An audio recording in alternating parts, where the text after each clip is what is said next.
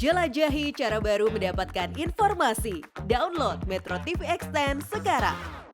Sementara itu pengamat politik Ray Rangkuti menyoroti munculnya isu untung rugi yang didapatkan Presiden Joko Widodo terkait dengan pasangan Capres-Cawapres jelang pemilu 2024. Pasalnya menurut Ray Rangkuti berbagai data justru menunjukkan besarnya peran sang Presiden dalam Pilpres mendatang.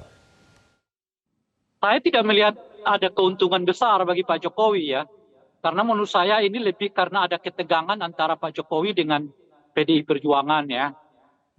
Memang kalau kita baca setelah PDI Perjuangan mendeklarasikan Ganjar sebagai calon presiden, justru hubungan Pak Jokowi dengan Ganjar dan PDI Perjuangan itu kelihatan malah makin jauh, bukan makin dekat gitu.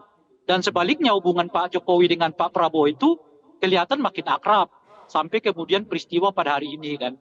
Sulit bagi kita untuk menyatakan bahwa Pak Jokowi tidak terlibat dalam peristiwa ini gitu ya, karena seperti tadi Bung Toto mengatakan berbagai data justru menunjukkan betapa dalamnya keterlibatan Pak Jokowi dan ketergantungan partai-partai ini pada keputusan Pak Jokowi tentang siapa yang akan menjadi teman koalisi mereka gitu. Dan oleh karena itulah bagi saya agak sulit menjelaskan kalau bukan Pak Jokowi atau mengatakan bahwa Pak Jokowi tidak berada dalam situasi ini gitu ya. Nah kalau ditanyakan kemudian ada apa untungnya bagi Pak Jokowi, saya rasa justru bacaan saya negatifnya jauh lebih besar dari untungnya gitu.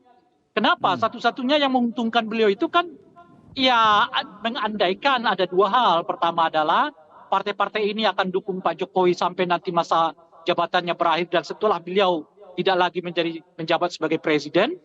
Dan yang kedua kemungkinan kalau Mahkamah Konstitusi memutuskan ya mengabulkan permohonan penurunan ya batas usia calon wakil presiden atau calon presiden dari 40 tahun menjadi 35 tahun gitu. Yang kemungkinan ya Pak Prabowo akan dipasangkan dengan Gibran. Tapi 70%-nya Pak Jokowi seperti menjauh dari rumah besarnya dan menjauh dari kemungkinan sebagian pendukungnya yang sampai saat ini berharap bahwa Pak Jokowi itu bergandengan dengan Pak Ganjar gitu.